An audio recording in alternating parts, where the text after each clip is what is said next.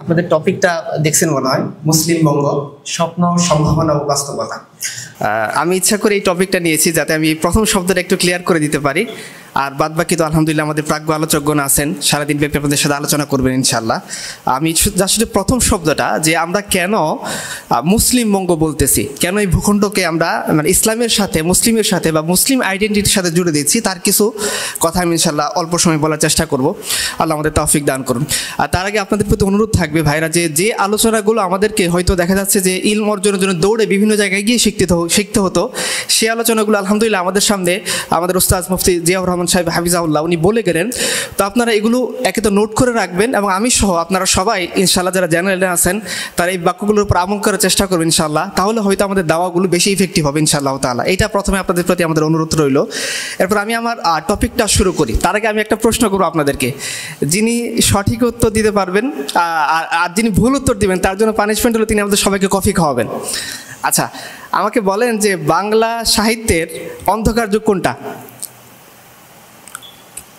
কেউ দিবেন, বলেন। এই যে উনি আমাদের সবাইকে কফি খাওয়াবেন, কারণ ওনার উত্তরটা ভুল হয়েছে। ঠিক আছে, কেন ভুল হয়েছে দেখবেন যে আপনারা যারা বিসিএস নিয়ে পড়াশোনা করছেন, তাই না, আপনাদের এই যে হুমায়ুন আজাদের যে একটা বই আছে কত নদী সরোবরে, বা এগুলো পড়লে আপনারা দেখবেন যে একটা কমন কথা আমরা মুখস্থ করছি যে বাংলা সাহিত্যের অন্ধকার যুগ হচ্ছে 1250 থেকে নিয়ে 1350 সাল। কেন 1250 থেকে 1350 সাল? কারণ এর কিছু আগেই 1204 সালে অফিসিয়ালি মুসলিমরা এই ভূখণ্ডে প্রবেশ করেছে ইখতিয়ারউদ্দিন মাহমুদ বখতিয়ার খলজি রহমতুল্লাহির মাধ্যমে। তো আচ্ছা, কি অপরাধ এমন আমরা করলাম যে আমরা আসার পরে বাংলা অন্ধকারে পড়ে গেল? এর আগে কি আলোকানের মধ্যে ছিল এটা আমাদেরকে জানা দরকার না? Ultimate what is darkness? অন্ধকার কি? অন্ধকার মানে তো আলোর অনুপস্থিতি, তাই না? মানে আলো আসলে অন্ধকার দূরীভূত হয়ে যায়, তার মানে অন্ধকারটা হচ্ছে আলোর অনুপস্থিতি। আমরা একটু দেখি যে কি এমন আলো ছিল যে মুসলিম আসার পরে সব হুট করে সমস্ত লাইটগুলো নিভে গেল। কেন নিভে গেল, কিভাবে নিভে গেল, এটা একটু দেখা দরকার। আচ্ছা, মুসলিমরা আসার আগে এই ভূখণ্ডে কারা শাসন করছে? কারা? সেনরা শাসন করছে, আলহামদুলিল্লাহ। এর আগে কারা শাসন করছে? পালরা ছিল বৌদ্ধ। এরপরে যারা আসছে সেনরা। আচ্ছা, বলে সেনদের বাড়ি বাংলাদেশের কোন অঞ্চলে? কোথায়? দাক্ষিণাত্যের কোথায়? কর্ণাটকে। আচ্ছা, তাহলে সেনরা একজনও বাংলার নাগরিক না, তারা কোত্থেকে আসছে? বাংলার বাইরে থেকে আসছে। যেমন ধরেন ইংরেজরা বাংলার বাইরে থেকে আসছে, এরকম সেনরা কোত্থেকে আসছে? বাংলার বাইরে ভারতের কর্ণাটক থেকে আসছে, হ্যাঁ, দক্ষিণ ভারতের অঞ্চল থেকে।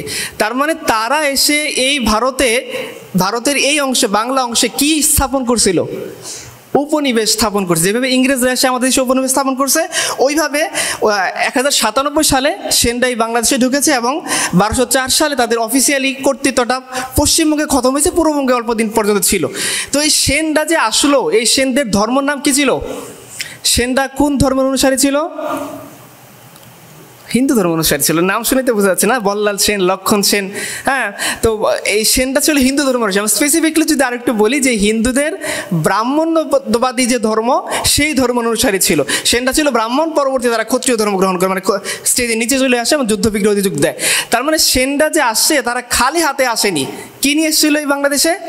হিন্দুত্ববাদের জিনজির বা হিন্দুত্ববাদের শিকল, যেটা দিয়ে তারা এই বাংলাদেশকে বাঁধতে চাইছে। এবং আপনারা জানেন যে মনুসংহিতার একটা বিধান আছে যে ভগবান, তাদের পরমেশ্বর, মনুসংহিতার মধ্যে আপনারা পাবেন শ্লোক নম্বর 31-এর মধ্যে, যে পরমেশ্বর বা তাদের ভগবান আমাদেরকে 4টা বর্ণে বিভক্ত করছেন। সেগুলোর নাম কি? ব্রাহ্মণ, ক্ষত্রিয়, বৈশ্য, শূদ্র। আচ্ছা, ব্রাহ্মণের জন্ম পরমেশ্বরের কোত্থেকে? ওরা বলতেছে পরমেশ্বরের মুখ থেকে আসছে ব্রাহ্মণ, হাত থেকে আসছে ক্ষত্রিয়, উরু থেকে বৈশ্য এবং পা থেকে শূদ্র। তাহলে আপনারা বুঝতে পারতেছেন যে আলটিমেট এই ক্লাসিফিকেশনের মধ্যে কি আছে? ঝামেলা আছে। কেন ঝামেলা আছে? যে কারণ ব্রাহ্মণ সে তাদের ধর্মগ্রন্থ পড়তে পারবে, শুনতে পারবে, চর্চা করতে পারবে, কিন্তু শূদ্র সে ব্রাহ্মণ যেদিক দিয়ে হেঁটে যায় ওদিক দিয়ে হেঁটে যেতে পারবে না। ব্রাহ্মণ যে পুকুরে গোসল করে ওই পুকুরে গোসল করতে পারবে না। ইভেন এই শূদ্র যদি কোনো কারণে তাদের ধর্মগ্রন্থ, বেদ, গীতা কোনো কিছু ভুলেও শুনে ফেলে, তাহলে তার কানে মধ্যে সীসা গুলে দিতে হবে। তার মানে আলটিমেট এই জিনিসটা সেনরা আমাদের সাথে করে তাদের এই দেশে নিয়ে আসছে। আচ্ছা, যাদের কাছে এই ধরনের আদর্শ আছে যে মানুষ 4 বর্ণে বিভক্ত, ব্রাহ্মণ ব্রাহ্মণ, ক্ষত্রিয়, বৈশ্য, শূদ্র, এবং ব্রাহ্মণরা হচ্ছে সমাজের আপার ক্লাস। তারা ধরাছোঁয়ার বাইরে, কথা বলার বাইরে, কোনো ধরনের প্রশ্নের বাইরে।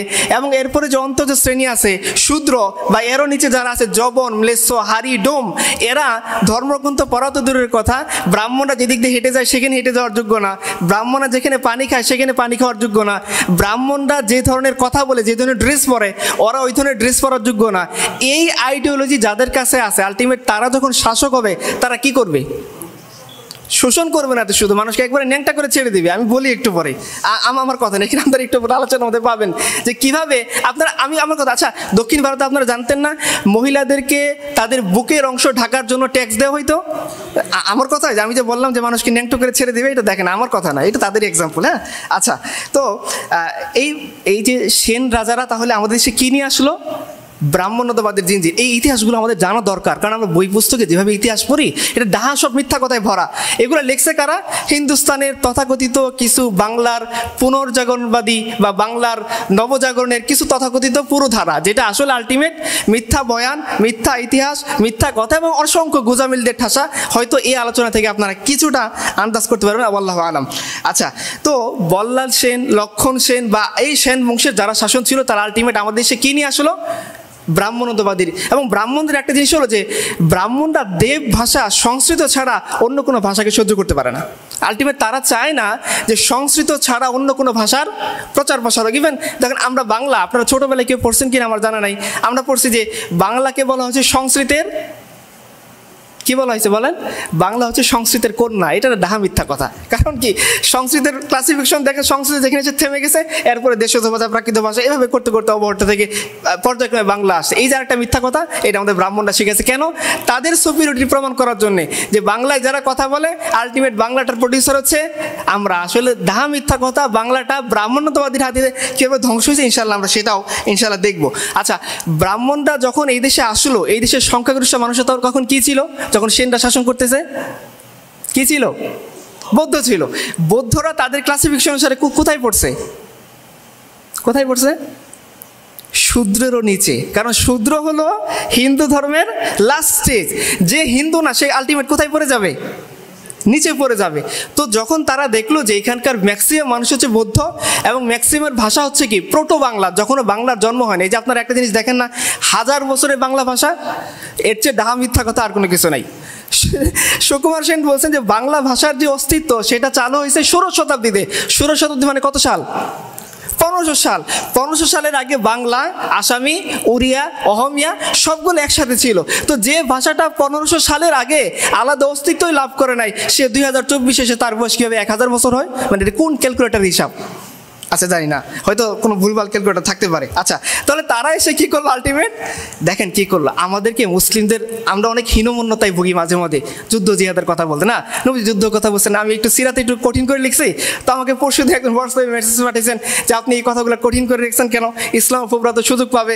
আমি বলি, ইসলামোফোবরা কি মানে হিন্দুদের শাসনে কোনো সুযোগ পায় না? শুধু সুযোগটা মুসলমানের শাসনেই পায়। আমি যদি দেখি যে সেনরা যে আসলো কী পরিমাণ জঙ্গিবাদী কার্যক্রম তারা চালাইছে। এই যে দেখেন, আমাদের কথা না, আমি ম্যাক্সিমাম চেষ্টা করবো হিন্দুদের একটু রেফারেন্স দেওয়ার জন্য, কারণ যাতে মানুষজন না মনে করে যে আমি একপাক্ষিক আলোচনা করতেছি। ডক্টর ভূপেন্দ্রনাথ দত্ত তার বাংলার ইতিহাস বইটা বলতেছেন যে এই যে সেনরা বাংলাদেশে আসলো, আসার পরে তারা ফতোয়া জারি করলো যে প্রত্যেকটা ব্রাহ্মণ বৌদ্ধদের মস্তক যে কেটে এনে দিতে পারবে তাকে পুরস্কৃত করা হবে। বুঝতে পারছেন? আচ্ছা, আরও কি দেখেন, শুধু কর্তন না, মাথা কাটার পর উনি বলতেছেন কি যে মাথা কাটার পর এটাকে ঢেকিতে রেখে এটাকে ছেঁচতে হবে, এটাকে ফিসাইতে হবে, এবং যে বেশি ফিসাইতে পারবে তার সব তত বেশি হবে। আচ্ছা, এই কথাগুলো কি বলেন তো দেখি। আচ্ছা, আরও দেখেন যে এরা কি করতেছে, যে অত্যাচার পর অত্যাচার এমনভাবে করছে যে বৌদ্ধরা তাদের ভাষায় কথা বলাটা বন্ধ করে দিছে। প্রকাশ্যে অফিসিয়ালি রাস্তাঘাটে বৌদ্ধরা বাংলায় কথা বলতো না, পাশে সেনরা সৈন্যরা এসে তাদেরকে ধরে নিয়ে যাবে। ইভেন তাদের যে আপনারা জানেন যে চর্যাপদ তারা রচনা করেছিল, ম্যাক্সিমাম ছিল বৌদ্ধরা, এরা চর্যার ভাষাগুলোকে গোপন করে ফেলছে। চর্যার ভাষাটাকে বলা হচ্ছে কি আলো আধারী ভাষা, হেয়ালি ভাষা। কখনো প্রশ্ন করতে ইচ্ছে জাগে নাই যে চর্যা, যেটা বাংলা ভাষার তথাকথিত সম্পদ বলে দাবি করা হয়, এই ভাষাটাকে কেন হেয়ালিপূর্ণ করা হইলো? এটার কারণ কি ছিল? যে সেনরা এসে চাচ্ছিল না যে এই যে বাংলা ভূখণ্ড, এই বাংলা ভূখণ্ডের স্বাভাবিক সংস্কৃতির বিকাশ ঘটুক, স্বাভাবিক যে বাংলা ভাষা সেটার বিকাশ ঘটুক, স্বাভাবিক যে বাংলার সংস্কৃতি সেটার বিকাশ ঘটুক। সমস্ত কিছুকে বন্ধ করার জন্যে তারা সর্বদা অটল ছিল। এবং শুধু এটাই করে নাই, বাংলা জনগণরা যাতে বাংলা ভাষা শিখতে না পারে, হ্যাঁ, বাংলা জনগণরা যাতে তাদের মায়ের ভাষায় কবিতা চর্চা না করতে পারে, এই জন্য তারা সোমপুর বিহারকে পুরাই দিয়েছে। তৎকালীন সময়ে ইউনিভার্সিটিগুলোর নাম কি ছিল? সোমপুর বিহার, ময়নামতি বিহার। এই বিহারগুলো ছিল মূলত বাংলার ইউনিভার্সিটি। এই বাংলার ইউনিভার্সিটিগুলো কে পুরাই দিছে? কেন পুরাই দিছে? যাতে তারা বাংলা ভাষার চর্চা না করতে পারে। আজকে আপনার ইতিহাস খুললেই দেখবেন শুধু মুসলমানদের দোষ। মুসলমানরা উর্দু চর্চা করছে, মুসলমানরা ফার্সি চর্চা করছে, মুসলমানরা বাংলার কোনো গুরুত্ব দেয় নাই। এই কথাগুলো কোথাও দেখছিলেন? যে হিন্দুরা এসে বৌদ্ধদের শিক্ষা প্রতিষ্ঠান পুড়িয়ে দিয়েছে, হিন্দুরা এসে বাংলার ইউনিভার্সিটি ধ্বংস করে দিয়েছে, হিন্দুরা এসে বাংলার জনসাধারণের মুখের ভাষা কেড়ে নিয়েছে। আপনারা পেয়েছেন? আপনারা পাবেন কি? পাকিস্তানিরা, ওরা আমার মুখের ভাষা কাইরা নিতে চায়। কিন্তু যে অরিজিনালি আমার মুখের ভাষা কেড়ে নিল, যে অরিজিনালি বাংলার জনগণকে ঢেকিতে মাথা ছেঁচে ফেললো, তার কোনো বয়ান, তার কোনো কথা, তার কোনো সমালোচনা আপনারা খুঁজে পাবেন না। আচ্ছা, এরপর তারা বাংলার অর্থনৈতিক কী ক্ষতি করলো? আপনারা জানেন ব্রাহ্মণদের একটা নিয়ম হলো, ব্রাহ্মণরা কায়িক শ্রমকে অবজ্ঞার জিনিস মনে করে। ব্রাহ্মণদের ধর্মে কায়িক শ্রম হচ্ছে কি? অপমানজনক কাজ। ব্রাহ্মণরা ভিক্ষা করে খাবে, ব্রাহ্মণদের সন্তান ভিক্ষা করে খাবে, এটা হলো তাদের সম্মানের কাজ। কিন্তু যারা কায়িক শ্রম করবে, এটা তাদের সম্মানের কাজ না। শিবনাথ শাস্ত্রীর একটা বিখ্যাত বই আছে জাতিভেদ, এটাকে তিনি ডিটেলসে আলোচনা করছেন। আমার যেহেতু সময় যেহেতু কম, আমি একটু তাড়াতাড়ি চলে যাই। এবং আরও একটা কী ক্ষতি করছে জানেন? যে বাংলার বেশিরভাগ, আমরা নদীমাতৃক দেশ না, এখানে বেশিরভাগই ছিল কি?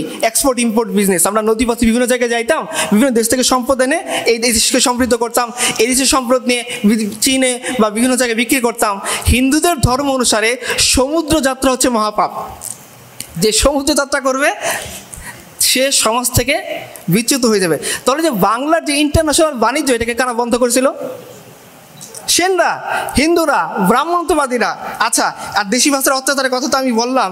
ইভেন দেখেন, যখন মানুষ এরপরেও গোপনে গোপনে দেশি ভাষার চর্চা করতেছিল, নিজেদের মধ্যে কথা বলতেছিল, যে আমরা চীনের ঘটনা পড়ি না, যে একসময় রাশিয়াতে মানে মুসলমানদের কোরআন চর্চাকে নিষিদ্ধ করে দিয়েছিল, তখন মানুষ ওই যে মাটি খুঁড়ে গর্ত করে এখানে কোরআন হিফজ করতেছিল।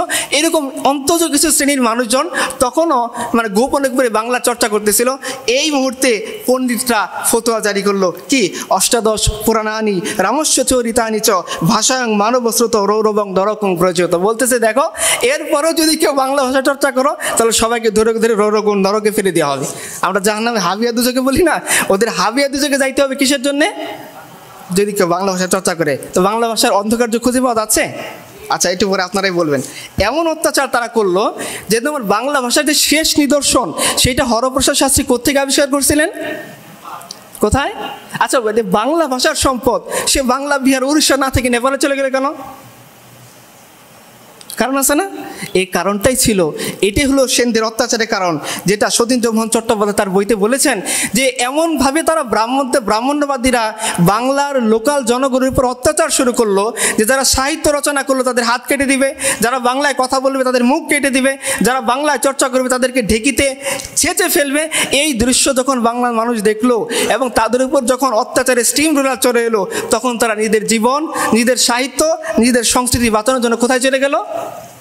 নেপালে চলে গেল। তাহলে এখন আপনি বলেন যে আপনি 1250 সালকে বলতেছেন বাংলার অন্ধকার যুগ, কিন্তু 1250 সালের আগে তো ঘনকার অন্ধকার আছে। সেই যুগটাকে আপনি কী যুগ বলে ডাকবেন? সেই যুগে বাংলার জনসাধারণের কোনো দাম নেই, সে যুগে বাংলার অর্থনৈতিক অবস্থা খুবই ক্ষতিকর। এবং আরও একটা মজার জিনিস কি, আপনারা শুধুমাত্র মুঘল হেরেমের কাহিনী পড়েন, আপনারা শুধুমাত্র সুলতানদের হেরেমের কাহিনী পড়েন, বানানো মিথ্যা কাহিনী। আপনারা কি কখনো সেন যুগের হেরেমের কাহিনী পড়েছেন? সেন যুগের মধ্যে বাজারের প্রচলিত ড্যাশদেরকে রাজদরবারে আনা হইতো, তাদেরকে বিয়ে করা হইতো। লক্ষণ সেন, বল্লাল সেন, এদের কয়েকশো করে ওয়াইফ ছিল যাদেরকে তারা ইউজ করতো। সমাজের অন্তত শ্রেণী থেকে ধরে আনতো, বিভিন্ন জায়গা থেকে ধরে আনতো, বৌদ্ধদেরকে লোড করতো, ওদেরকে তারা হেরেম বানাইছিল। এই হেরেমের কাহিনী কোথাও আছে? আছে কি? মুঘল হেরেমের সারা জাগানো প্রেম, তাই না? আচ্ছা, তো আলটিমেট মোটামুটি আলোচনাটা ক্লিয়ার যে সেনরা আমাদেরকে কী করছে, এগুলো একটু মুখস্থ করে নেন। সেনরা আমাদের উপর কী করছে? আমাদের উপরে অর্থনৈতিক অবরোধ আরোপ করছে, তুমি ব্যবসা বাণিজ্য করতে পারবে না, তুমি কায়িক শ্রম করতে পারবে না। সেনটা আমাদের বাংলা ভাষাকে ধ্বংস করছে, বাংলা চর্চা করতে পারবে না, বাংলা লিখতে পারবে না। সেনটা আমাদের স্বাভাবিক সংস্কৃতি, আমাদের বাংলা ভাষা, বাঙালি জাতীয়তাবাদ যেটাকে বলে উপস্থাপন করা হয়, সেইটার স্বাভাবিক গতিধারা কারা রোধ করছে? সেনটা। এরপরে আসলো কি? এই অত্যাচার, এই নিপীড়ন, এর মুখে যখন মানুষ তার জীবন বাঁচাতে কেউ চলে যাচ্ছে নেপালে। আপনারা জানেন যে গৌতম বুদ্ধ, তার জন্ম হচ্ছে ভারতবর্ষে, ভারতে সে তার ধর্ম প্রচার করছে, কিন্তু এখন ম্যাক্সিমাম ক্ষেত্রে আপনি বৌদ্ধদেরকে কোথায় পাবেন? হয় চীনে পাবেন, হয় নেপালে পাবেন, সিংহলে অথবা শ্রীলঙ্কায় পাবেন। কেন পাবেন? এই গোটা ভারতবর্ষের মধ্যে তথাকথিত হিন্দুত্ববাদী এবং ব্রাহ্মণত্ববাদী শাসকরা এই অধর্মী নাম দিয়ে, বিধর্মী নাম দিয়ে, অন্তজ নাম দিয়ে, শূদ্রের নিচে জবন, নেড়ে, ব্রাহ্মণ, এগুলো নাম দিয়ে তারা যে পরিমাণ অত্যাচার করছে, যে এই স্বাভাবিক যে বাংলার জনগণ ছিল, তারা তাদের জীবন বাঁচানোর জন্য কেউ চলে গেছে চীনে, কেউ চলে গেছে নেপালে, কেউ চলে গেছে সিংহলে। এটা হচ্ছে চর্যাপদ নেপালে পাওয়ার অন্যতম কারণ, যে বাংলা ভাষার কোনো নিদর্শন যদি এই হিন্দু সাম্রাজ্যের বল্লাল সেন, লক্ষণ সেন এরা দেখে, তাহলে তারা আমাদের অবস্থা শায়েস্তা করে ফিরবে। এবং তাদের পণ্ডিতরা ফতোয়া দিয়েছে যে যারা বাংলা ভাষা চর্চা করবে তারা জাহান্নামে যাবে। তাদের পণ্ডিতরা ফতোয়া দিয়েছে যে সমস্ত বাঙালিকে, বৌদ্ধকে যেখানে পাওয়া যাবে ওইখানে ধরে কতল করে ফেলো। আজকে আমরা সূরা তওবার আয়াত বলতে ভুল পাই, সূরা তওবার আয়াতের চেয়ে তো আরো ডেঞ্জারাস এখানে আছে। তারা কি কখনো ভয় পায়? তারা কখনো ভয় পায় বলতে? আচ্ছা, ঠিক আছে, ইনশাল্লাহ। তো এরপরে মুসলিমরা আসলো, কত সালে আসলো? 1204। এটা একটা ভুল ধারণা। মুসলিমরা কি 1204 সালে আসে? মুসলিমরা 1204 সালে আসে। মুসলিমরা এর আরও অনেক আগে মুসলিমরা আসছে। হ্যাঁ, বাবা আদম শহীদ, এর আগে আরও অনেকেই মুসলিমদের মধ্যে। এই যে দিনাজপুরে হারিয়ে যাওয়া মসজিদ আবিষ্কার হয়েছে না, কত সালে? রাসূলুল্লাহ সাল্লাল্লাহু আলাইহি ওয়াসাল্লামের মৃত্যুর কাছাকাছি সময়ের মধ্যে। এটা একটা ভুল ন্যারেটিভ আমাদেরকে প্রমাণ করার জন্য যে আমাদের বঙ্গ ডালছে হলো আলটিমেট মুসলিম বঙ্গ না। আচ্ছা, এর বিপরীতে দেখেন, যখন সেনদের এই অবস্থা, যখন সাধারণ বাঙালির এই অবস্থা, যখন বাংলার অর্থনৈতিক অবস্থা এত খারাপ, এই মুহূর্তে মানুষের ত্রাণকর্তা রূপে আল্লাহ সুবহানাহু ওয়া তাআলা এই জমিনে পাঠিয়েছেন কাকে? ইখতিয়ারউদ্দিন মাহমুদ বিন বখতিয়ার খলজি রহমতুল্লাহি আলাইকে। তিনি এসে লক্ষণ সেনকে, মাত্র 17 জন অশ্বারোহী নিয়ে লক্ষণ সেনকে আক্রমণ করেছেন। এই লক্ষণ সেন যে তার নিচু জাতীয় বল্লভা, এই কি বলে, এই যে পতিতাদের সাথে যখন রঙ্গ তামাশায় মত্ত ছিল, ওই মুহূর্তে আমাদের পূর্বপুরুষ ইখতিয়ারউদ্দিন মাহমুদ বিন বখতিয়ার খলজি রহমতুল্লাহি আলাই, উনি এসে তাকে পেছনে দরজা দিয়ে পরিচালিত করতে বাধ্য করছেন। উনি ছিলেন মুসলিম, আলটিমেট তার কাছে কি ছিল? ব্রাহ্মণত্ববাদের জিঞ্জির। তার কাছে কি ছিল? তার কাছে ছিল ওই কথা যেটা আল্লাহ সুবহানাহু ওয়া তাআলা তাকে শিখাইছেন, যে তোমাদের মধ্যে সাদা এবং কালোর মধ্যে কোনো প্রভেদ নাই, আরব এবং অনারবের মধ্যে কোনো প্রভেদ নাই, ও খাটো এবং লম্বর মধ্যে কোনো প্রভেদ নাই। যদি প্রভেদের কারণ থাকে সেটা হবে কি? তাকওয়া। তো মুসলিমরা কখনো এইভাবে সমাজকে নির্মাণ করে না যে আল্লাহ সুবহানাহু ওয়া তাআলা কারো বিশেষ অংশ দিয়ে কাউকে নির্মাণ করছেন, যার কারণে সে বিশেষ সম্মান পাবে, আর সমাজের অন্তত শ্রেণীরা একেবারে নিচে থাকবে। তারা কোরআন পড়তে পারবে না, সুন্নাহ পড়তে পারবে না, জ্ঞান চর্চা করতে পারবে না, মাতৃভাষা পড়তে পারবে না। ইসলামে এই ধরনের কোনো রুলস রেগুলেশন ছিল না। তো ইখতিয়ারউদ্দিন মাহমুদ বিন বখতিয়ার খলজি এবং তার পরবর্তী যত মুসলিম শাসকরা এসেছেন, তাদের মধ্যে তারা জালিম হতে পারে, তারা খারাপ হতে পারে, তাদের ব্যক্তিগত চরিত্র অনেক নিচু হতে পারে, কিন্তু তারা কেউ লেডি ফেরাউনের মতো এতটা খারাপ ছিলেন না। আপনার ইতিহাস পড়ে দেখেন, ডক্টর আব্দুল আলিমের লেখা বা অন্য কারো ইতিহাস পড়েন, ওয়াল্লাহি ফাওয়াল্লাহি একটা ওই লেডি ফেরাউনের মতো ছিল না, একটা আমাদের দেশের সমসাময়িক শাসকদের মতো ছিল না, এর চেয়ে ঢের ভালো ছিল। একটা ঘটনা বলি, সুলতান গিয়াসউদ্দিন আজম শাহ রহমতুল্লাহি আলাই, উনি একবার শিকারে গেছেন। তো শিকারে গিয়ে এক বৃদ্ধার নাতিকে তিনি ভুলবশত হত্যা করে ফেলেছেন, শিকারে তীর লেগে হত্যা হয়ে গেছে। এই বৃদ্ধা সে কাজীর কোর্টে মামলা দায়ের করছে। কার নামে মামলা দায়ের করছে? স্বয়ং সুলতানের নামে। সুলতান গিয়াসউদ্দিন আজম শাহ হাজিরা দিয়েছেন। এই বৃদ্ধ যখন এই দৃশ্য দেখছে, যে আমি একজন সাধারণ মানুষ, একসময় আমরা সেনদের শাসন দেখছি, সেনদের শাসনে ব্রাহ্মণদের উপরে চোখ তুলে তাকানো যাইতো না, চোখের মধ্যে সীসা করে দেওয়া হইতো, ব্রাহ্মণদের বিরুদ্ধে কোনো কথা বলা যাইতো না, জবান কেটে দেওয়া হইতো, বাংলা চর্চা করা যাইতো না, হাত কেটে দেওয়া হইতো। আর আজকে আমি এক বৃদ্ধা অসহায়, আমি এসে স্বয়ং সুলতানের নামে মামলা দায়ের করছি। আর সুলতান তিনি মামলার হাজিরা দেওয়ার জন্য বাধ্য। তিনি কাজীর কোর্টে এসে উপস্থিত হয়েছেন। তিনি ওই দিন বলছেন যে কাজী, আমি আমার বিচার পেয়ে গেছি, আপনি সুলতানকে ছেড়ে দেন। এটা হলো ইতিহাস। আপনারা দেখেন যে মুসলিমরা যখন এইভাবে আনলো, স্বভাবতই বাংলার নবজাগরণ, বাংলার নতুন দুয়ার, বাংলার আলোকায়ন শুরু হয়ে গেল। কিন্তু আফসোস, আমরা বাংলার আলোকায়নকে বানাইছি অন্ধকার, আর যেটা অন্ধকার ছিল সেটাকে আমরা ভুলে গেছি। আচ্ছা, তো দেখেন, এই যে বাঙালিয়ানার কথা আমরা বলি, তাই না? বাংলা জাতি, বাংলা ভাষা, বাঙালিয়ানা, হাজার বছরের বাঙালি ইতিহাস। আপনারা কি জানেন যে বাংলা বলে আদতে কোনো ভূখণ্ডই ছিল না? জানেন বাংলা অঞ্চলগুলো কীভাবে বিভক্ত ছিল? বলেন তো দেখি একজন। গৌড়, পুন্ড্র, হরিকেল, সমতট, রাঢ়, বঙ্গ, এই নামে বাংলাগুলো বিভক্ত ছিল। যে বাঙালিয়ানার কথা বলে আজকে আমাদের তথাকথিত কিছু বাঙালিয়ানার দেবতারা, তাদেরকে বলুন তো যে বাঙালিয়ানা যে বলো, এই বাংলা শব্দটা কারা উদ্ভাবন করে দিছে? মুসলমানদের আগে আমি বললাম বাংলা বলে কোনো শব্দই আপনি খুঁজে পাবেন না। যখন পর্যন্ত সেন শাসন চলতেছে, স্টিল নাও, তখনও তারা গৌড়ের শাসক, গৌড়েশ্বর, রাঢ়ের শাসক, বঙ্গের শাসক, সমতটের শাসক, হরিকেলের শাসক। কোথাও আপনি বাংলাদেশ, কোথাও বাংলা শব্দটা খুঁজে পাবেন না। তো এই বাংলা, বাংলাদেশ কোথেকে উদ্ভাবন হইল? সে দেখেন, বাংলা, বাংলাদেশ, বাঙালিয়ানা, এগুলোর একটা সূত্রবদ্ধ কখনো আমাদের কথা না। আমি এখানে আমার আছে, কেউ যদি চান আমি শীত দিয়ে দিতে পারবো ইনশাল্লাহ। একেবারে দেখেন, হিন্দু শাসক রমেশচন্দ্র মজুমদার, ডক্টর বিপ্লব দাশগুপ্ত এবং বিখ্যাত নাস্তিক ডক্টর আহমদ শরীফ, তাদের লেখাগুলো আপনারা পড়েন, দেখবেন যে তারা সবাই স্বীকার করতেছে। এবং আমি একটা লেখা কোট করি, যেটা বিপ্লব দাশগুপ্ত বলছেন যে দেখেন, বাংলা একসময় বিশেষ কোনো রাজত্ব ছিল না এবং বাংলা বলে যা বলা হয় আদতে তার কিছুই অস্তিত্ব ছিল না। ডক্টর আহমদ শরীফ কি বলতেছেন? যে সামন্ত যুগে বাংলাদেশ, বাংলা অঞ্চল কখনো এক ছিল না, অখণ্ড ছিল না, বাঙালি জাতি বা বাংলাদেশ বলে কিছুই ছিল না। এবং তিনি আরও বলতেছেন এই অঞ্চলের ভূখণ্ডের মধ্যে কোনো ধরনের বাঙালিয়ানার চেতনাই ছিল না। আচ্ছা, তাহলে এই যে চেতনা, এটা কাদের মাধ্যমে উদ্ভব হয়? আরে ভাই, যখন আমি লিখতে পারতেছি না তখন আমার চেতনা থাকবে? যখন আমি বাংলায় কথা বলতে পারছি না তখন আমার চেতনা থাকবে? যখন আমি বাংলায় ভাষা চর্চা করতে গেলে আমাকে জেলে পুরে দেওয়া হয়, আমাকে ঢেকিতে করে ছেঁচে ফেলা হয়, তখন আমার চেতনা থাকবে? কখন থাকবে চেতনা? যখন আমি ফ্রিকোয়েন্টলি বাংলাকে চর্চা করতে পারবো। এই চর্চার পথ কারা সুগম করে দিছে? মুসলমানরা এসে। কারণ আপনারা একটা জিনিস পড়েন না যে এই যে কি হলো, মুসলিমরা শুধুমাত্র ফার্সি চর্চা করছে, মুসলিমরা শুধুমাত্র উর্দু চর্চা করছে, একটা না, এটা মিথ্যা কথা। মধ্যযুগের সমস্ত বড় বড় কবিদের খুঁজে দেখেন, কারা কারা পাবেন আপনি? আব্দুল হাকিম, জঙ্গনামা, সৈফুল মুলুক, তারপরে আপনি পাবেন এই যে কি ইউসুফ জুলেখা, এগুলো কারা দেখছে? তাহলে মুসলমানরা যদি বাংলা ভাষা চর্চায় বাধা দিতে, এই চর্চাগুলো কারা করছে? এবং সুলতান গিয়াসউদ্দিন আজম শাহ, তিনি এসে বাঙালি জাতিসত্তার বিকাশ ঘটাইছেন।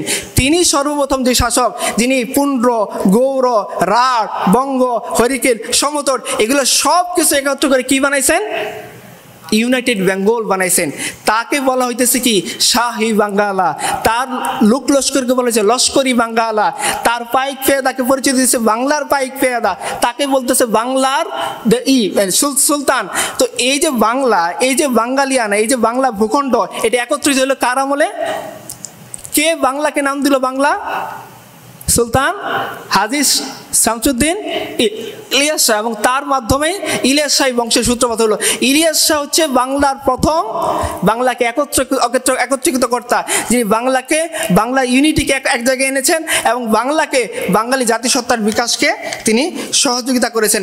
এবং এই কথাগুলো আমার না, অধ্যাপক প্রভাত কুমার মুখোপাধ্যায় এবং বিপ্লব দাশগুপ্তের লেখাগুলোতে আপনারা পেয়ে যাবেন। আমি জাস্ট একটু স্কিপ করে তাড়াতাড়ি চলে যাচ্ছি। এবং সুলতানরা আসার পরে কি হয়েছে? সুলতানরা আসার পরে যে বাংলা ভাষা চর্চাকে হিন্দুরা বন্ধ করে রাখছিল রাজকীয়ভাবে, সুলতানরা টাকা দিচ্ছেন। তোমরা লেখো, সুলতানদের সময়ে কৃত্তিবাসের রামায়ণ কে অনুবাদ করার জন্য টাকা দিচ্ছে? সুলতানরা। মহাভারত অনুবাদ করার জন্য কে টাকা দিচ্ছে? সুলতানরা। স্টিল নাও, যখন সুলতানরা বাংলাদেশে প্রবেশ করছে 1500 শতক 1600 শতক, তখন হিন্দুরা কি প্রথা দিচ্ছে জানেন? কৃত্তিবেশে, কাশী দেশে, বামন ঘেসে, এই 3 সর্বনেশে। বলতেছে দেখো, এখনো বলতেছে স্পষ্ট করে, কেউ যদি কৃত্তি ভাষায় লেখা রামায়ণ, কাশিরাম দাসে লেখা মহাভারত পড়ো, তাহলে তার জাত পড়ে যাবে, সে নষ্ট হয়ে যাবে। তাহলে বাংলা ভাষার গতি, বাঙালিয়ান গতিকে বারবার কারা রুদ্ধ করছে আর এটিকে কারা খুলে দিছে? এবং আপনারা জানেন যে বাংলা ভাষা চর্চার ক্ষেত্রে মুসলিমরা এমন অবদান রাখছে যে মুসলিমদের যুগে নাপিত মধুসূদন, হ্যাঁ, গোয়ালা যে দুধ বিক্রি করে, রামনারায়ণ, ধোপা, ভাগ্যমন্ত ভূপতি, এরা এক একজন কবির পর্যায়ে উত্তীর্ণ হয়ে গিয়েছে।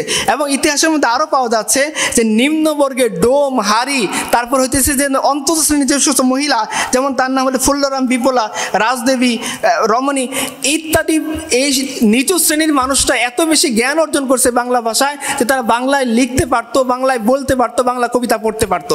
তাহলে বাংলা ভাষা, বাঙালিয়ানা বা বাঙালি জাতিসত্তার এটার বিকাশ কার মাধ্যমে ঘটছে? মুসলিমদের আমলে। এবং শুধু এইটুকুই না যে মুসলিমরা আসার পরে তারা তো, মুসলিমরা বাই বন্ড হচ্ছে বাণিজ্যিক জাতি, হ্যাঁ, বিজনেস করে তারা অভ্যস্ত। এবং আপনারা জানেন যে বিশেষ করে আরব টেরিটরি যারা থাকতেন তাদের জীবিকার মাধ্যমে ছিল কি?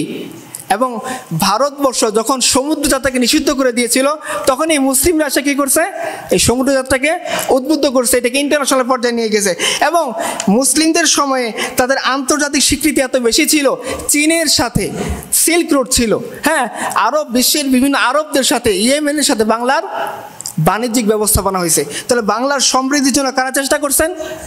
মুসলিম সুলতানরা চেষ্টা করছেন। এবং দেখেন, আমি কয়েকজন কথা বলি, এই যে বিদেশি পরিচালক বা বিদেশি ভ্রমণকারী কথা, যারা 1338 সালে ইবনে বতুতা এই দেশে আসছেন, 1409 সালে মা হুয়ান এই দেশের মধ্যে আসছেন, 1415 সালে হু হিয়েন এই দেশের মধ্যে আসছেন, ইতালিক নাগরিক ভার্থেমা তিনি 1508 সালে এই দেশে আসছেন, পর্তুগিজ নাগরিক দুয়ার্তে বারবোসা তিনি 1516 সালে এই দেশে আসছেন, ফ্রান্সিস বার্নিয়ার তিনি 1666 সালে এই দেশে আসছেন।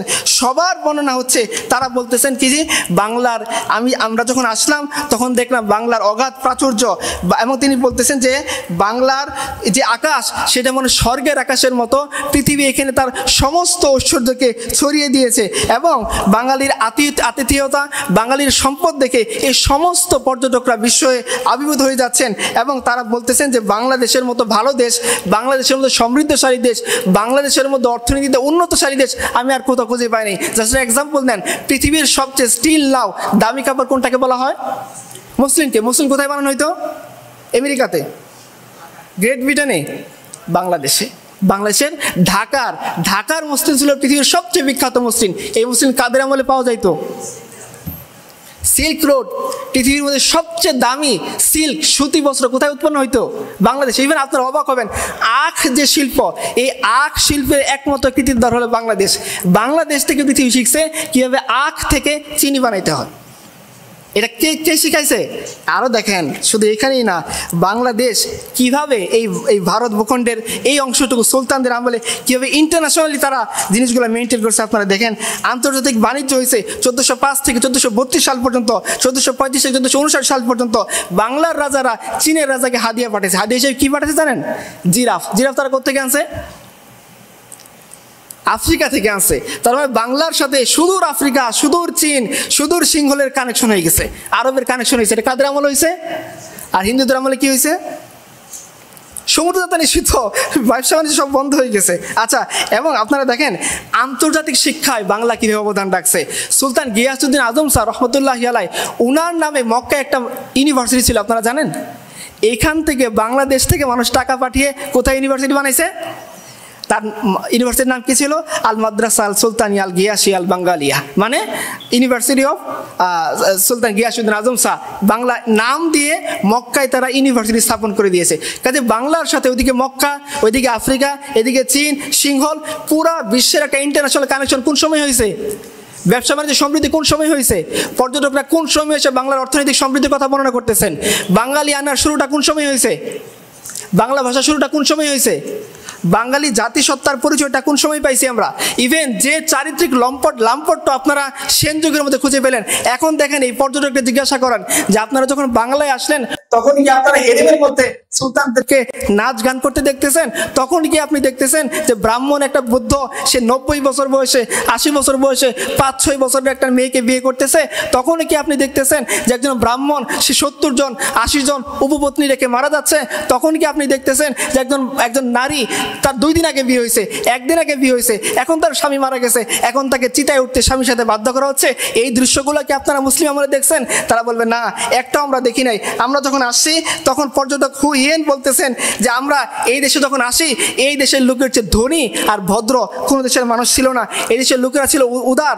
এবং তারা বলতেছেন যারা এত কথা পরায়ণ, যদি কোনো কথা দেয় সে ওয়াদার খেলাপ করে না, চাই সে 100 পাউন্ড তার নষ্ট হোক, চাই 200 পাউন্ড নষ্ট হোক, কিন্তু যদি কোনো লোক এই দেশের লোক কথা দেয় তাহলে সারা কথা থেকে রক্ষা করে। ইলিয়াস শাহ বলে বাংলায় আসেন মাহওয়ান, তিনি বলতেছেন এই দেশের লোকের চালচলন শুদ্ধ, এরা খুব পরিষ্কার পরিচ্ছন্ন, সকলের ভাষা বাংলা। তারপরে শু ইউ চু সিও লু, তিনি আসেন চীন থেকে। তিনি এসে বলতেছেন দেখেন এদেশের নিয়মকানুন খুব উদার, এদেশের লোকেরা সংস্কৃতিবান ও সৎ, তাই ব্যবসা করতে গেলে জিনিসপত্রের দাম নিয়ে তারা বেশি মাথা ঘামায় না এবং আমাদেরকে খুব সহজে এদেশে ব্যবসা বাণিজ্য করার সুযোগ করে দেয়। তাহলে যে বাংলার যে চারিত্রিক পরিশুদ্ধি, এটা কাদের জামানায় ঘটছে? বাংলার সমৃদ্ধি কাদের জামানায় ঘটছে? বাংলা ভাষাকে তারা কি উচ্চতায় নিয়ে গেছে আপনারা দেখবেন যে শুধুমাত্র মুসলমানরা না, কবি যশোরাজ খাঁ তার আমলে তিনি হুসেন শাহকে বলতেছেন কি, হুসেন শাহ হচ্ছে পুরো জগতের ভূষণ, জগতের সৌন্দর্য। কেন? কারণ হুসেন শাহ টাকা দিয়ে বাংলা চর্চাকে উৎসাহিত করতেছেন। বিদ্যাপতি সুলতান গিয়াসউদ্দিন আজম শাহকে বলতেছেন যে গিয়াসউদ্দিন আজম শাহ হচ্ছেন গৌড়ের রত্ন, কারণ তিনি বাংলা ভাষা চর্চাকে সহজ করে দিয়েছেন। কবি পরমেশ্বর তিনি হুসেন শাহকে বলতেছেন হুসেন শাহ হলো কৃষ্ণের অবতার তাদের ধর্মমতে, কারণ হুসেন শাহ এসে বাংলার চর্চাকে সহজ করার জন্য রাষ্ট্রীয়ভাবে টাকা দিচ্ছে। বিজয়গুপ্ত সুলতান হুসেন শাহকে বাংলার নৃপতি বলে উল্লেখ করতেছেন। তারপরে মালাধার বসু শামসুদ্দিন ইউসুফ শাহকে গুণরাজ বলে উপাধি দিচ্ছেন। এই যে প্রত্যেকটা কবিরা স্বীকার করতেছে যে বাংলা ভাষা একটা সময় স্তব্ধ ছিল, চর্চা করা যাইতো না, কথা বলা যাইতো না। এই বাংলা ভাষার দুয়ারকে কারা উন্মুক্ত করে দিয়েছে? মুসলমান। এরপরও যদি আপনারা হীনমন্যতায় ভোগেন যে বাংলা বাঙালিয়ানা, বাংলার জমিন অন্যদের, এটা আপনাদের ব্যাপার, আমরা ছেড়ে দিতে পারতেছি না বলে খুবই দুঃখিত। যে মুসলমানরা আসার পর শুধু সাহিত্যের একটা দিক না, শুধু কবিতা না, আপনারা জানেন মঙ্গল কাব্য, নাচ সাহিত্য, রোমান্টিক সাহিত্য, ধর্মীয় সাহিত্য, লোকসাহিত্য, সাহিত্যের বিস্তীর্ণ পরিধি কাদের আমলে খুলে গেছে? মুসলমান। শুধু একটা পরিধি না, একদিকে অনুবাদ, একদিকে লোক সাহিত্য, তারপর কি মঙ্গল কাব্য, ধর্মীয় কাব্য, নানাভাবে মুসলমান এই সাহিত্যকে পেট্রোনাইজ করেছে, নিজেরা রাষ্ট্রীয়ভাবে টাকা দিয়েছে। হ্যাঁ, তাদের কেউ কেউ ফার্সি ভাষী ছিল, কিন্তু ফার্সি ভাষী হওয়া সত্ত্বেও তাদের মধ্যে ওই সেনদের মতো কোনো ধরনের আত্মভূমিকা ছিল না। সেনদের কথা ছিল মানুষকে সংস্কৃত চর্চা করতে হবে, সংস্কৃত চর্চার জন্য কেবল টাকা দিতে হবে, কারণ সংস্কৃত হলো দেব ভাষা। মুসলমানরা কখনোই এটা মনে করে নাই যে ফার্সি বা উর্দু হলো দেব ভাষা বা আরবি হলো দেবতার ভাষা, এর বাইরে অন্য কোনো ভাষা চর্চা করা, এর বাইরে অন্য কোনো ভাষা সাহিত্য রচনা করা অন্যায় বা গুরুতর পাপ, এই জন্য কোনো ফতোয়া কি মুসলমানরা দিয়েছে? অথচ আমরা দেখেছি ব্রাহ্মণটা বলেছে যে বাংলা ভাষায় চর্চা করবে, দেশি ভাষায় সাহিত্য রচনা করবে, সে রৌর এবং নরকে যাবে। এখন আপনারাই বলেন যে বাংলা ভাষা, বাঙালিয়ানা, বাংলাদেশ, এটা সূত্রপাত কাদের মাধ্যমে করছে? ইসলামের মাধ্যমে। শুধুমাত্র এটাই না, মুসলমানরা তাদের রাজ দরবারের ফরমানগুলো, দীনেশ চন্দ্র সেন দেখছেন যে রাজ দরবারের ফরমানগুলিও বাঙালি এই মুসলমানরা কোন ভাষায় দিত? বাংলা ভাষায় দিত। এবং ইলিয়াস শাহী আমলে যখন মাহওয়ান আসতেছেন তিনি বলতেছেন আমি যখন দরবারে গেলাম ইলিয়াস শাহের ম্যাক্সিমাম লোক দেখছি বাংলা ভাষায় কথা বলে। তার মানে বাঙালিদেরকে সুলতানরা আপন করে নেন নাই। আচ্ছা, এরপরে দেখেন কি বলে, আরেকটা যে অপবাদ আমাদেরকে দেওয়া হয়, যে আমি প্রথমে বললাম যে সুলতানরা শুধুমাত্র ফার্সি ভাষায় রচনা করছে। আপনি বলেন তো ফার্সি ভাষার একটা বিখ্যাত কবিতা বলেন তো যেটা বাংলাদেশ থেকে লেখা হয়েছে? আছে? নাই। ফার্সি ভাষার কোনো বিখ্যাত মৌলিক রচনা বাংলার ভূখণ্ডে হয়নি। তাহলে সুলতানরা যদি বাংলাকে বাদ দিয়ে বা হিন্দুস্তানের ভাষাকে বাদ দিয়ে তাদের মাতৃভাষাকে প্যাট্রোনাইজ করবে, তাহলে কেন আপনি বলেন যে ফার্সি ভাষায় লিখিত মৌলিক কোনো গ্রন্থ নাই? কিন্তু বাংলা ভাষায় লিখিত মৌলিক অনেক গ্রন্থ আছে না, যেগুলো সুলতানের আমলে লেখা হয়েছে। এগুলো কি প্রমাণ করে?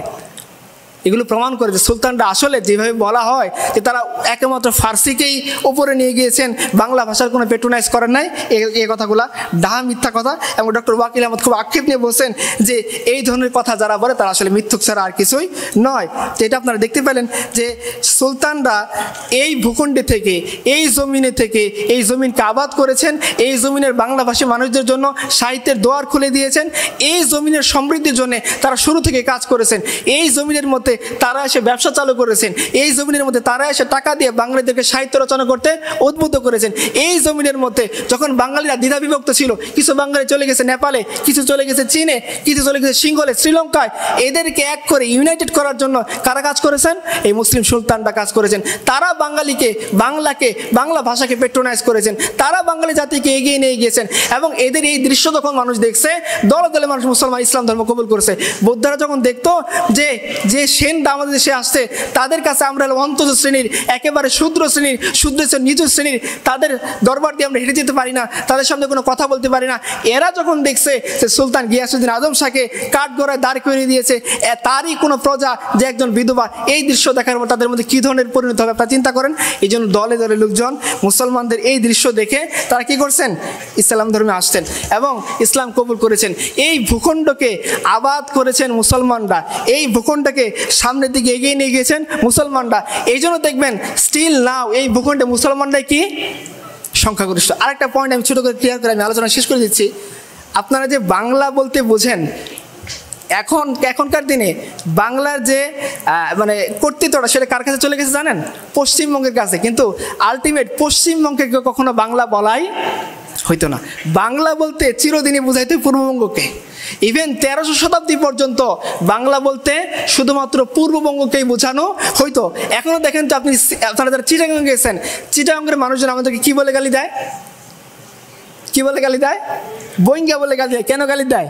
ওই বাঙ্গাল থেকে তারা আমাদেরকে বলতে আমরা হলাম বাঙ্গাল, এই জন্য তারা আমাদের কি বলে গালি দিত? বইঙ্গা বলে গালি দিত। এবং আপনারা হিস্ট্রি, লম্বা হিস্ট্রি আমি যাচ্ছি না, যে কেন এই বাংলাদেশকে হিন্দুরা আবাদ করেনি, বা হিন্দুরা কেন এই দেশের মানে ভূমিপুত্র না, কেন এই হিন্দুরা এই জমিনের সন্তান না, তার একটা কারণ হলো তাদের ধর্মের বলা হয়েছে যে তোমরা এই পূর্ববঙ্গে কখনো যেও না, পূর্ববঙ্গের আশীর্বাদ গ্রহণ করো না। কারণ নিহারঞ্জন রায় তার বইতে বলছেন যে পূর্ববঙ্গের লোকদেরকে তারা দস্যু, পুলিন্দ, পুক্কস, আভির, জবন, থস, সূক্ষ্ম কুমারের লোক, এবং বলা হয়েছে যদি এখানে যায় তাকে পবিত্র হওয়ার জন্য ব্রাহ্মণ ডেকে গোসল করতে হবে, মন্ত্র পড়ে তাকে পবিত্র করতে হবে। এই জন্য এই অঞ্চলকে কেন্দ্র করে মূলত হিন্দুদের কোনো মেগা প্রজেক্ট ছিল না, তাদের ম্যাক্সিমাম প্রজেক্ট ছিল রাঢ়কে কেন্দ্র করে, গৌরকে কেন্দ্র করে, যেটাকে আপনারা পশ্চিমবঙ্গ নামে বলতে পারেন। এবং শুধুমাত্র এটাই না, সমুদ্রযাত্রা যখন নিষিদ্ধ ছিল, এই দেশের মানুষজনকে তারা মানে যাতে তারা সমুদ্রযাত্রা করতে না পারে এই জন্য বিভিন্ন ধরনের শাস্তি আরোপ করছে। এই দেশের ব্যবসা বাণিজ্য সব কিছুকে ধসিয়ে দিয়েছে, এবং তারা কখনোই এই পূর্ববঙ্গকে আপন করে নেয়নি। যার কারণে ইতালি নাগরিক ভার্তেমা যখন 1508 সালে এই দেশে আসতেছেন, তিনি বলতেছেন আমি যখন পূর্ববঙ্গ সফর করি দেখি পূর্ববঙ্গের অধিকাংশ মানুষই হচ্ছে কি মুসলমান। এবং তিনি আরও বলতেছেন পূর্ববঙ্গের সম্রাটের যে পাইক পেয়াদা এরাও সিংহভাগই মুসলমান। এদের পোশাকের বর্ণনা দিতে গিয়ে তিনি কি বলতেছেন, এরা পাগড়ি পরে, এরা সিল্কের পোশাক গায়ে দেয়, এদের মেয়েরা পর্দা করে অবগুণ্ঠন দিয়ে নিজে থেকে ঢেকে রাখে, এদের মেয়েরা কি বলে স্বর্ণের অলঙ্কার পরে, এদের পুরুষরা সাদা পাগড়ি মাথায় পেঁচায়। এগুলো কাদের সংস্কৃতি ছিল? মুসলমানদের। ইভেন 1881 সালে যখন এই দেশে পরিসংখ্যান করতেছে ইংরেজরা, তারাও অবাক হয়ে গিয়েছে যে কিভাবে এই দেশে মুসলিমরা সংখ্যাগরিষ্ঠ হয়ে গেল। এবং অক্সফোর্ড ইউনিভার্সিটি প্রেসের জার্নাল অফ ইসলামিক স্টাডিজের ভলিউম 23 এবং নাম্বার 2, এখানে তারা বলছে যে চিরকালই এই পূর্ববঙ্গ দেশীয় জনপদের আইডেন্টিটি ছিল মুসলিম আইডেন্টিটি। এবং আপনারা জানেন শেখ মুজিব সাহেবের একটা বই আছে অসমাপ্ত আত্মজীবনী। এই অসমাপ্ত আত্মজীবনী আপনারা দেখছেন যখন 47 সালে দেশ ভাগ হয়েছে, সেটা কিসের ভিত্তিতে ভাগ হয়েছে? কিসের ভিত্তিতে? ইসলামিক মুসলিম আইডেন্টিটির ভিত্তিতে। তখন আমাদের স্লোগান কি ছিল? পাকিস্তান কা মতলব কিয়া লা ইলাহা ইল্লাল্লাহ, দাস্তুরে রিয়াসত কিয়া হোগা মুহাম্মাদুর রাসূলুল্লাহ। মুসলিম আইডেন্টিটির ভিত্তিতে 47 সালে আমাদের কি হচ্ছে? দেশ স্বাধীন হচ্ছে।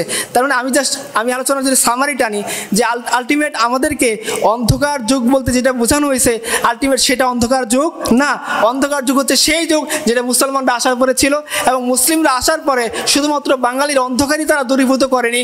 মুসলিমরা আসার পরে তারা বাঙালি জাতিসত্তাকে, বাংলার ভাষাকে, বাংলার সম্পদকে, বাংলা ভূখণ্ডকে তারা আবাদ করেছে। এবং এই বাংলা ভূখণ্ডকে তারা কি বলতেছে?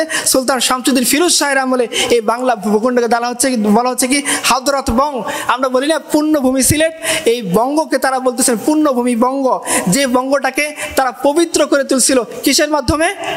ইসলামের সাম্য, ইসলামের উদারতা, ইসলামের নীতি নৈতিকতা, ইসলামের মডেস্টির মাধ্যমে পুরা ভূখণ্ডকে তারা এক করে এনে, একক জাতিসত্তার অধীনে এনে, একটা রাজনৈতিক পরিচয়ের অধীনে এনে বাঙালিদেরকে, বাঙালিয়ানাকে বিকশিত হওয়ার সুযোগ দিয়েছিলেন। এবং তাদেরই দাওয়াতের প্রভাবে, তাদের আখলাকের কারণে, তাদের রাষ্ট্রনীতির কারণে, তাদের সমাজনীতির কারণে যখন রাঢ়ের প্রভাবমুক্ত এই পূর্ববঙ্গ কী হয়েছে? দলে দলে বৌদ্ধরা ইসলাম কবুল করে এই ভূখণ্ডকে ইসলামের আলোকে রাঙাইছে। অথচ আমাদেরকে আজকে বলা হয় যে আমরা এই ভূখণ্ড অধিবাসী না, আমরা এই ভূখণ্ডের অন্তজ শ্রেণী, আমরা এই ভূখণ্ডের নিম্ন স্তরের শ্রেণী, এবং এই ভূখণ্ডে নাকি আমাদের কোনো অধিকার নাই। আরে ভাই, কেমন কথা আপনারা বলতেছেন? যে ভূখণ্ডকে আবাদ করলো মুসলমানরা, যে ভূখণ্ডের অর্থনৈতিক সমৃদ্ধি এনে দিল মুসলমানরা, যে বাংলা ভাষার চর্চার দ্বার খুলে দিল মুসলমানরা, যে সাহিত্য চর্চার জন্য প্যাট্রোনাইজ করলো মুসলিম সুলতানরা, আপনারা বলতেছেন যে এই ভূখণ্ড আমাদের না। একজন কবি খুব আক্ষেপ করে বলছিলেন যে জব আহলে চমনকে জরুরত পড়ি, খুন ভি হামনে দি, গর্দনে ভি হামনে কাটওয়াই, ফির ভি कहते हैं आहले चमन, ये चमन हमारा है तुम्हारा नहीं, बात फूलों की होती तो सह लेती है हम, अब तो कांटों पे भी हक हमारा नहीं। বলছে দেখো, যখন জরুরত পড়লো আমরা রক্ত দিলাম, যখন জরুরত পড়লো আমরা টাকা ঢাললাম, যখন জরুরত পড়লো বাংলা সাহিত্যের দোয়ারকে খুলে দিলাম। আর আজকে এই পশ্চিমবঙ্গের হিন্দুয়ানি, ব্রাহ্মণত্ববাদী তথাকথিত সুশীলা আমাদেরকে বলে এই জমি তোমাদের না, এই জমি আমাদের, এই জমি তোমরা আবাদ করো নাই, আমরা আবাদ করছি, এই জমিনে বাংলা ভাষা চর্চাকে তোমরা সহজ করো নাই, আমরা সহজ করছি। আরে যদি কাটার কথা হইতো তাহলে মেনে নিতাম, আজ তো পুরো জমিন আমাদের কাছ থেকে কেড়ে নেওয়া হচ্ছে। ইনশাআল্লাহ এই জমিন হযরত মং, এই জমিনে শাহজালাল এসছেন, এই জমিনে শাহ পরাণ আসছেন, এবং বাবা আদম শহীদের কথা আপনারা জানেন, তিনি বল্লাল সেনের সাথে যুদ্ধ করে এই জমিনকে পবিত্র করেছেন 1178 সালে। আপনারা শাহ হাজী শরীয়তুল্লাহর কথা জানেন, তিনি এই জমিনে ইংরেজদের বিরুদ্ধে যুদ্ধ করে এই জমিনকে পবিত্র করেছেন। শাহজালাল রহমতুল্লাহ আলাইহির কথা জানেন, গৌর গোবিন্দের সাথে যুদ্ধ করে তিনি এই জমিনকে হযরত মং পূর্ণভূমি বানাইছেন। ইনশাআল্লাহ এই জমির অধিকার আমরা ছাড়বো না, ইনশাআল্লাহ এই জমিনকে আমরা কারো হাতে সুপুর্দ করতে দেব না। এই জন্য দেখবেন আসিফ একটা স্লোগান আছে, এই দিন কার? আমার। এই জমিন কার? দিনও আমার, জমিনও আমার। এবং এই জমিনকে যেমন আমরা ছাড়বো না, এই দিনকেও আমরা ছাড়বো না। আমাদের শাসকরা যে এই জমিনকে আবাদ করেছেন, ইনশাআল্লাহ এই জমিনকে আমরা আবার কি করব? আবাদ বানাবো। এবং ইকবালের ভাষায় আমরা হয়তো বলতে পারি যে আরজে পাক তেরি হুরমত পে কাট মারে হাম হে খু তেরে রাগো মে আব তাক রওয়া হামারা। সবাইকে ধন্যবাদ। আসসালামু আলাইকুম ওয়া রাহমাতুল্লাহ।